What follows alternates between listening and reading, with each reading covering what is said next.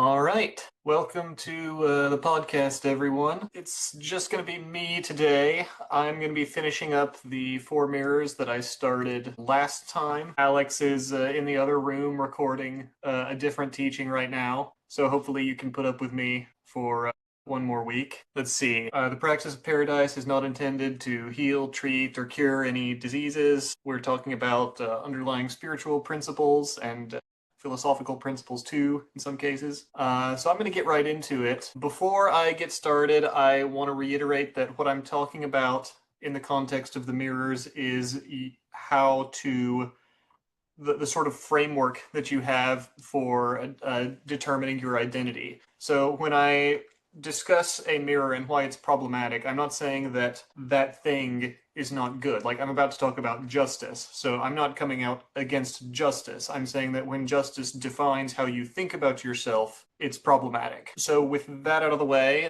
let's get into it. So the justice mirror is our next one.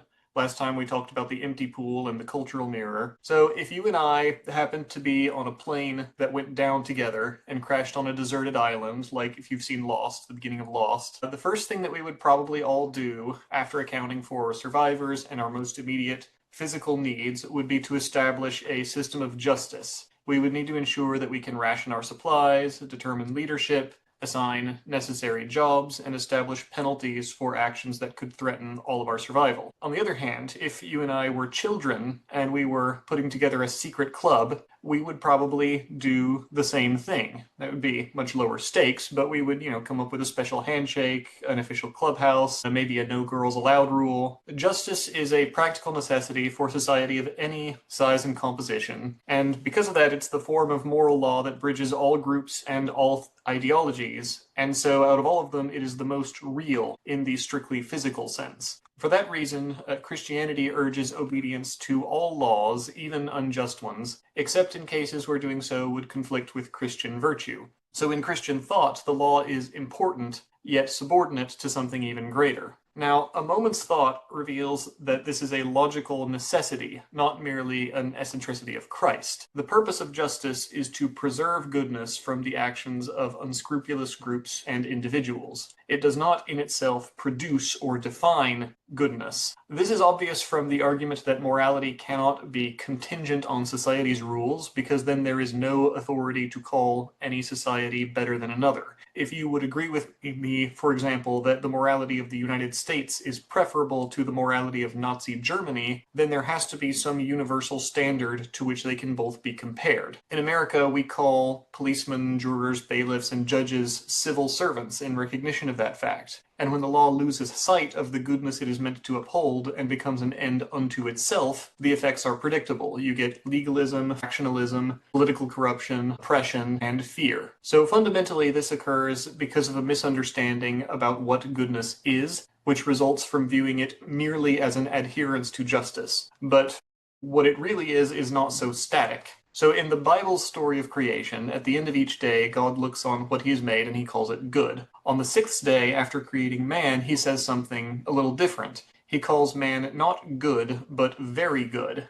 And he sets him in the garden to work it and keep it. So that simple exchange underlines a critical point about God's concept of goodness. It is not binary. It grows, it escalates toward an eternal purpose. The good creation is worked and transformed according to the will of the very good man, who in turn is continuously transformed from glory to glory by relationship with the most good. The mirror of justice, however, can see none of this, living as it does in a flat, two-dimensional moral space which consists of guilty and not guilty. Like any of the mirrors, it does not in itself change us, it only hopes to awaken the higher perspectives and intentions of the heart, and in the case of justice, to protect the rest of us from those who refuse the call. As Martin Luther King Jr. put it may be true that the law cannot change the heart, but it can restrain the heartless. So, inevitably, when justice becomes the reflection of your personal identity, instead of merely an essential tool for running a society, which of course it is, then each group defines itself negatively according to its opposition. The guilty know themselves hated and hunted, and are driven further into withdrawal from the good by their neighbors and by their own consciences. The not guilty take pride in escaping the first group and reinforce their position by contrast, by becoming fixated on hatred for their fallen neighbors, rather than of the evil which at that moment ensnares them both. Thus we see the only two possible products, at least that I can see, of justice as a mirror, which are terror and contempt. You will notice immediately that both of these are actively antagonistic toward our stated goal of personal growth and orientation of the heart toward good. Maybe terror can occasionally lead someone to one of those moments of spiritual poverty that precede revelation, but contempt only deadens the necessary humility and empathy. There's a reason that Jesus made far more friends among sinners than among the elite. Very well then, if we cannot get by with external guilt or innocence alone, what else can we do? Well, what about pursuing personal wellness through modern professional channels?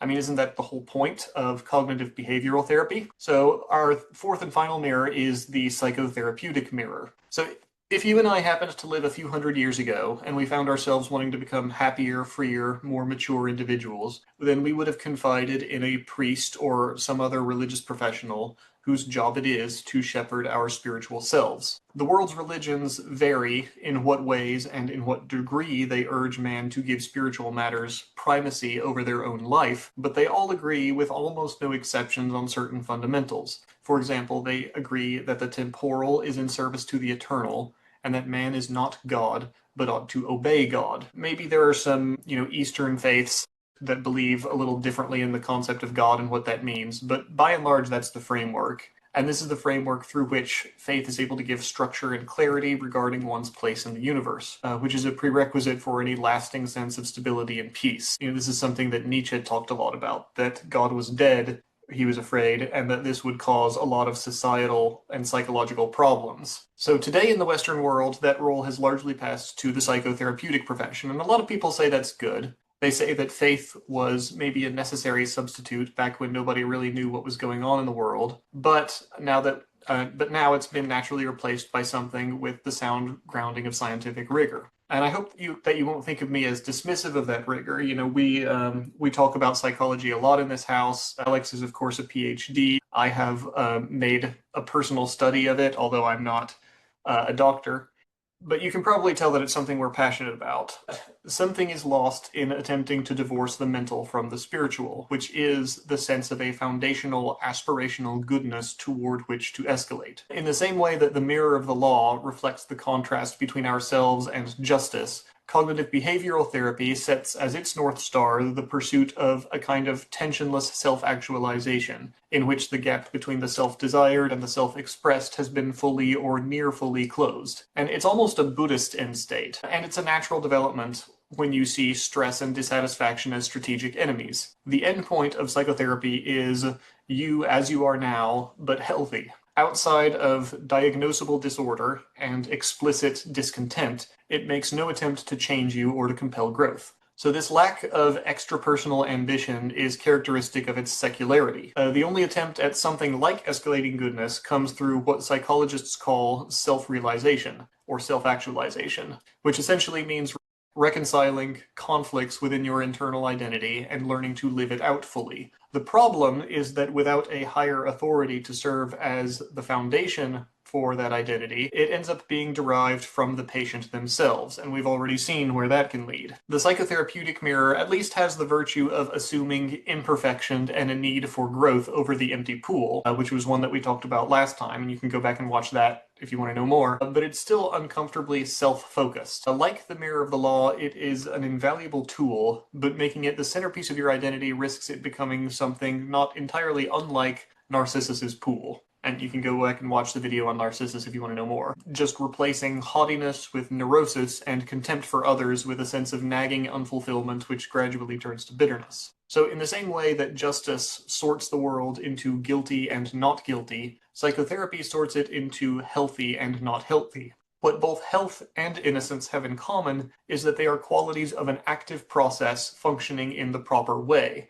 They are not, in themselves, the goal of the process. You can see this in how seniors who remain active and passionate tend to stay so much healthier because they're engaged in the productive processes of life, as opposed to those who retire to just be stagnant and watch TV, who typically sicken and die pretty quickly. You can see it in the self-forgetfulness and freedom from worry that characterizes the very longest-lived people in the world, according to research. You can see it in Dr. Viktor Frankl's observance that those who hyperfixate on their own health and happiness tend to lose it. And you can see it in the Beatitudes, where Jesus characterizes health and happiness as something that come naturally with the passionate pursuit of godly life, even with all the hardships that also come with that. Psychotherapy also has a problem with foundations. Say, for example, that I have murdered someone, and I go into a therapist's office and tell them what I've done and that I hate myself for it. And suppose that I ask them whether I deserve to be forgiven or to forgive myself. Now, the therapist is bound to respond that I do, because they know that a man who hates himself is a man badly in need of therapy. But what reason would they give for me to let myself off the hook?